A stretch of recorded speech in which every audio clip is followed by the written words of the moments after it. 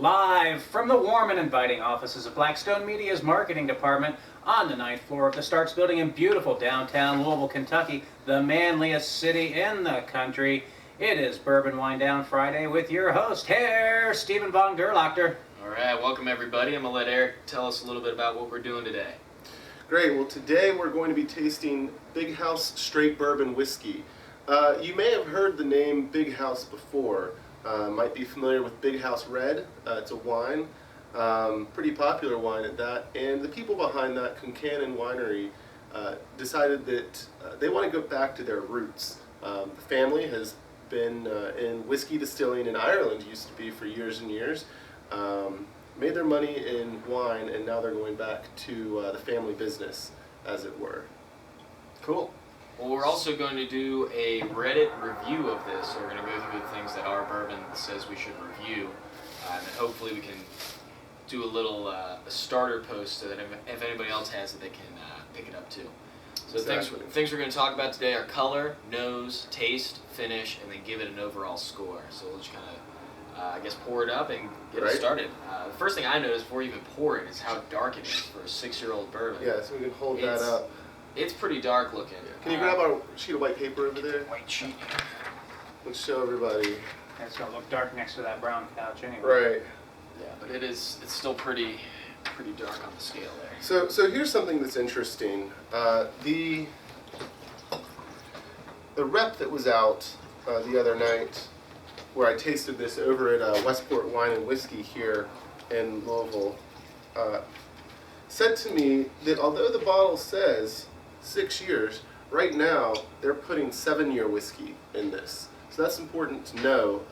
You're getting an extra year of aging free, basically. And it's also important to know this is about $20, which is, well, I'll let everyone else say later if they think it's a deal or not. So are you saying that they're putting a mix of 6-year-old and 7-year-old bourbon in that bottle? I believe that everything they have right now is 7-year-old. Eventually they will go back to 6-year-old, but if you pick something up right now, 7-year-old, it's what they had available at the time. Now, it's important to note kind of where it came from. Big House doesn't have their own distilling facility yet. It's much like High West. If you've had any High West whiskeys, they are doing what's called a vatting. It's basically getting bourbons from other places and mixing it and creating their own sort of flavor. This bourbon comes from Lawrenceburg Distillers, LDI. They have a different name now, but I think everyone knows it as LDI. This is the 35% rye mash bill. And Big House got a hold of a truckload of barrels from them, and here we have Big House Straight Bourbon Whiskey. So first we're gonna do the nose, guys. Do the nose. What do you smell on this? I'm not getting overwhelmed with any particular scent. You get a lot of that like spicy rye. Pretty much anything with 35% rye in it is going to have a pretty spicy smell to it. That's what I'm getting a lot of. Yeah, I kind of got like the floral rye in this one. When you smell that straight rye, it's kind of, I don't know, it's kind of green to me a little bit. And this kind of has that as well, kind of the green floral nose. And I still definitely get the regular bourbon kind of caramel vanilla in there as well with it. That's definitely kind of the backdrop for the nose. One of the problems I have with nosing things is when I walk through a bourbon warehouse, I'm like, oh, when I smell this, it smells like a bourbon warehouse. But right. Like, wait, that doesn't make any sense. That's probably the dumbest thing I can say. Yeah, it smells like wood in a rick house. It takes me right back. It takes me right back to a bourbon warehouse. I guess all good. I really like the nose on this. Kind of smells like candy in a way. Yeah. So you're getting the sweet. A little bit of fruitiness. Yeah, I think my nose is broken, so... let's move on to the taste, guys. Run down to taste. Are there any other comments on color or nose? I can't make any comments on nose because allergies are killing me right now. Some bourbons, when you open it up and you kind of get overpowered by an alcohol smell. I'm not getting overpowered that way. I can't go into the subtleties of the smells, of the aromas in there, because I just don't think my nose is that good. So, but I'm not getting overwhelmed. It's a very balanced, seems very balanced, very Not burning kind your of, nose hair off. exactly. So this is 90 proof, so a little bit over your standard whiskey proof offering.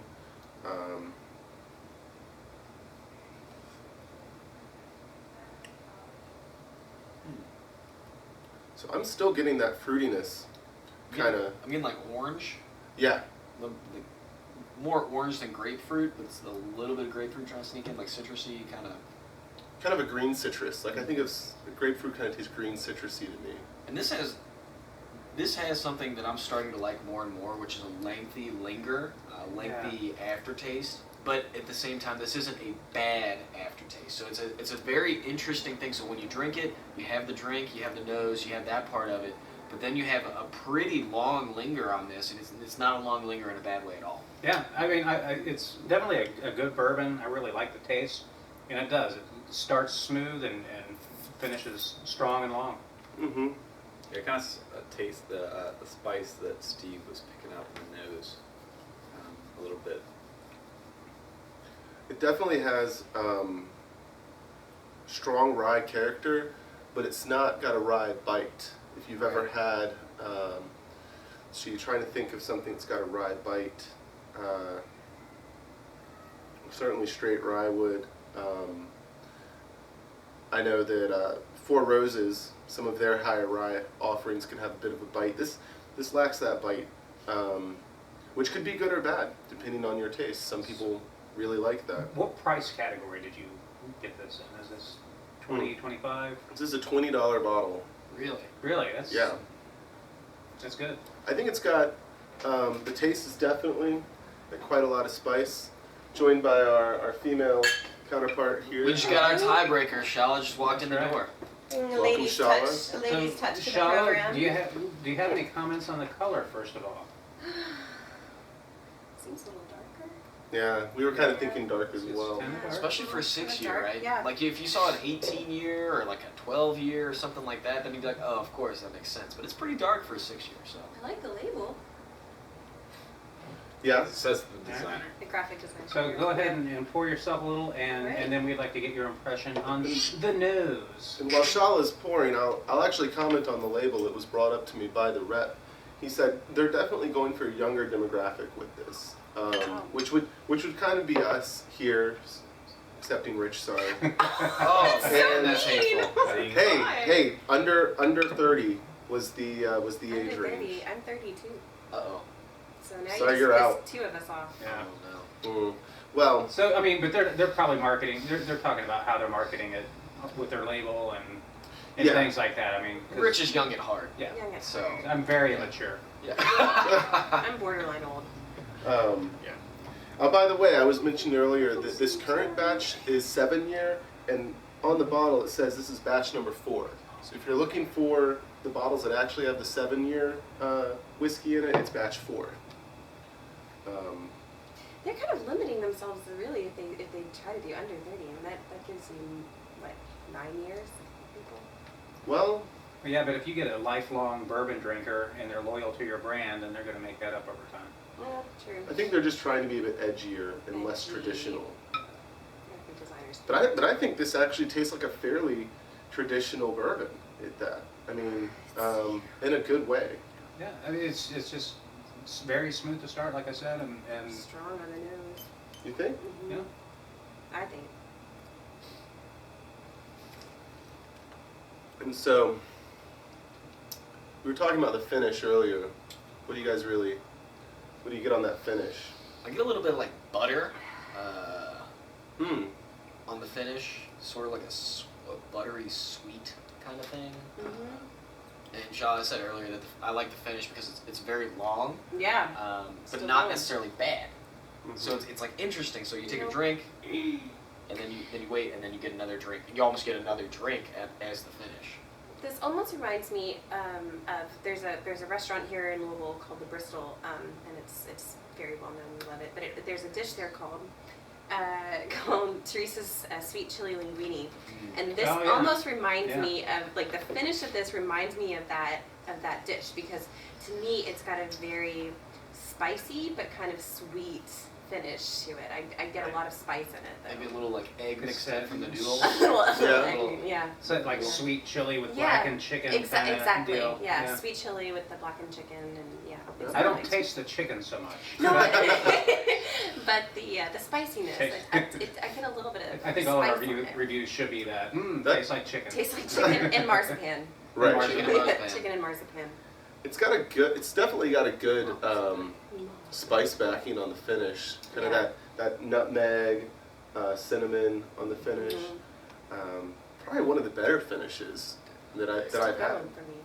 I have a pretty succinct review here in a little bit, so Okay. I'm ready to just drop into score whenever you guys want to. All right. So well, first, I just wanted to to maybe open this up for our podcast, and we're going to have a lot of people coming into town. There's almost Derby season coming up. Maybe one of our Redditors would like to come in and. Yes, if you're listening on Reddit and you're in Louisville on a Friday, just private message me, private message any of us. We're pretty active on our bourbon, and then ask and see if you can drop by a bourbon podcast. We'd be happy to share with you whatever we have or whatever we're doing that week. And it's pretty much a just drop in and hang out with us, and we'll supply the bourbon. If you bring bourbon, that'd be great. Yeah, that'd be awesome. That might be your entry fee to actually let you know where we are. But we'll be more than happy to have a drink with you and let you know anything you need to know about Louisville. So thanks for that, Rich. Good call. Good call. Yeah. Just trying to be friendly. Heard that. I'm a monkey. So You're a monkey. let's move into the scoring. We're going to do a 1 to 100 score. Give it that number. I'll tally them up and then average them. All right, give it that number and then explain. All right, I guess I'll start. And I really like this bourbon. There's nothing not to like about it. So I'm going to give it a high score, and I'm going to go with its proof. I'll say 90. Especially for the price. $20 for that, I think is a really $20? a real bargain. It doesn't taste like $20. It tastes like better. Shall? Well, I've only had just let me get another sip here. We'll come back to Charlotte. I'm Chainsaw. Since I don't do too many numeric ratings, I'm gonna start my numeric rating trend with 85. There we go. Mainly because it's not the best, but it's definitely towards the better end of the bourbon taste scale.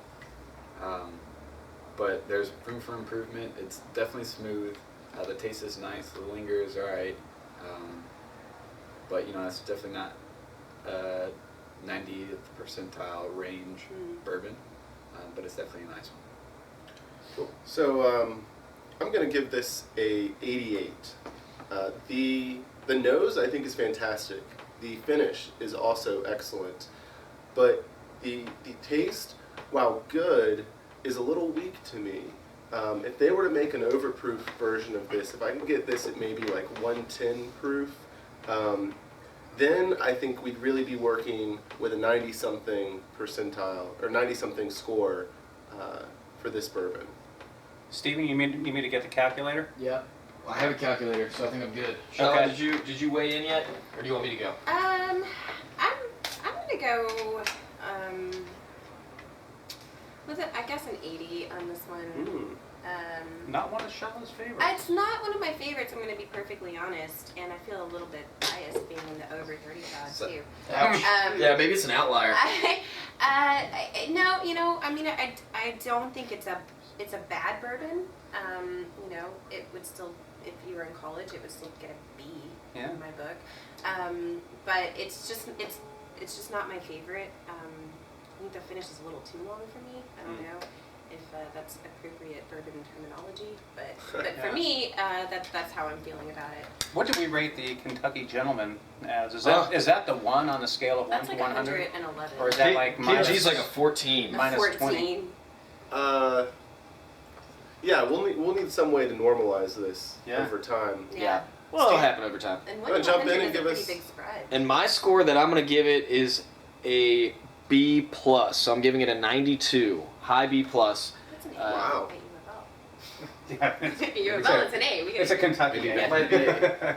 I give it a 92, which gives us an average of 87 for the total. So we have an 87 out of 100, which is still doing pretty well from what I understand. So that's kind of the score we wrapped up with. So we're going to close out and see if there's anything else anyone wants to talk about other than Rich's Reddit invite. Anything else you guys want to talk about? I think next week we're going to be doing a Basil Hayden tasting, Yes. similar to this. So be sure to join us for that. Basil Hayden's. Basil is what, Hayden's. Is what Barry called it. And I'll also let you know that Bernie. um, Sorry. Big House launched about 2 to 3 weeks ago. They're doing a promotion right now, a contest to send people to San Francisco to visit Alcatraz. So if you want to take a trip to San Francisco, go sign up on the Big House website. And we'll have a link to that in the podcast. And if you've made it this far, if you're listening in Sweden, Canada, or Australia, I thank you. And of course, if you're listening in America, you know what it's all about anyway. So for Rich Barber, Shala Badavi, Shane Logston, and Eric Snyder, I am Stephen Von Gerlachter. Thank you for listening. And subscribe on iTunes. Check us out at BourbonTrailExplorer.com. Peace out. Cheers. Nice. Oh no, it's